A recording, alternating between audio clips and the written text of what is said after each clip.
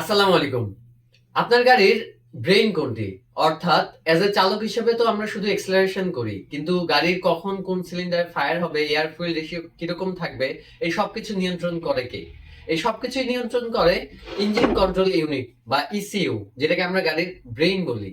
তো আজকের পুরো ভিডিওতে থাকছে গাড়ির এই ব্রেইন নিয়ে।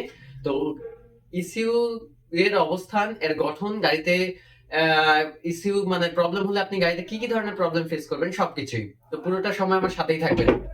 ধন্যবাদ।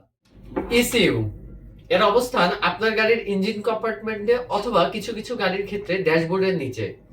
তো ইসিইউ বক্সের মতো দেখতে অনেক ছোট একটা পার্টস, বাট এর ভেতরে অনেকগুলো ম্যাটেরিয়ালস আছে।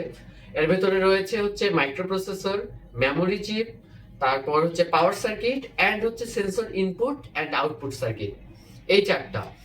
তো আমরা ইসিইউ কিভাবে কাজ করে যদি এটা নিয়ে কথা বলি, ইসিইউ তিনটা প্রসেসে কাজ করে।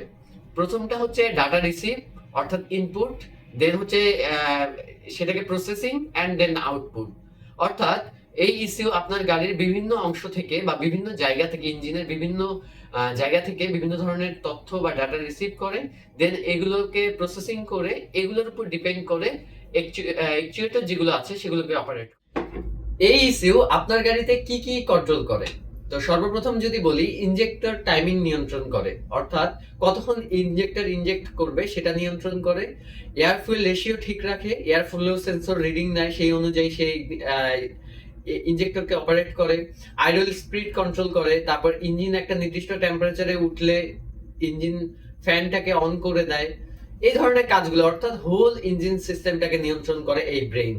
আমাদের শরীরে অ্যাজ এ হিউম্যান বডিতে যেমন ব্রেইনের কাজ পুরো হিউম্যান বডিকে নিয়ন্ত্রণ করা, ঠিক তেমনি একটা ইঞ্জিনে ইঞ্জিন কন্ট্রোলারের কাজ পুরো ইঞ্জিন সিস্টেম ম্যানেজমেন্টটাকে ঠিক রাখা।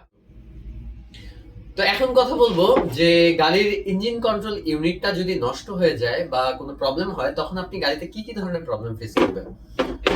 তো আমরা যেগুলো প্রবলেম পাই, গাড়ির ইঞ্জিন চেক ল্যাম্প জ্বলে থাকা, মিসফায়ার করা, ইঞ্জিন ঠিকমতো স্টার্ট নেয় না, তারপর আইডল অবস্থায় ইঞ্জিনের আরপিএম ফ্ল্যাকচুয়েট করে, ওঠানামা করে, এই ধরনের প্রবলেমগুলো কমন। তো অনেক সময় দেখা যায় যে মিসফায়ারের জন্য আমরা ইগনিশন কোয়েল চেঞ্জ করেছি, স্পার্ক প্লাগ চেঞ্জ করেছি, দেন তারপরে প্রবলেম সলভ আউট হচ্ছে না। তো এই ক্ষেত্রে বেশিরভাগ ক্ষেত্রে দেখা যায় যে হচ্ছে কন্ট্রোলার রিলেটেড যদি কোনো প্রবলেম হয়, কারণ এর মধ্যে থেকে চারটা ইগনিশন কয়েলের জন্য চারটা আলাদা আলাদা ইগনিশন সার্কিট রয়েছে। এগুলো থেকে কোনো প্রবলেম হলে আপনার সিলিন্ডার মিস করতে পারে। তো আইডল অবস্থায় ইঞ্জিন আরপিএম লাফালাফি করার প্রবলেমটাও হচ্ছে অনেক সময় কন্ট্রোলার থেকে হয়।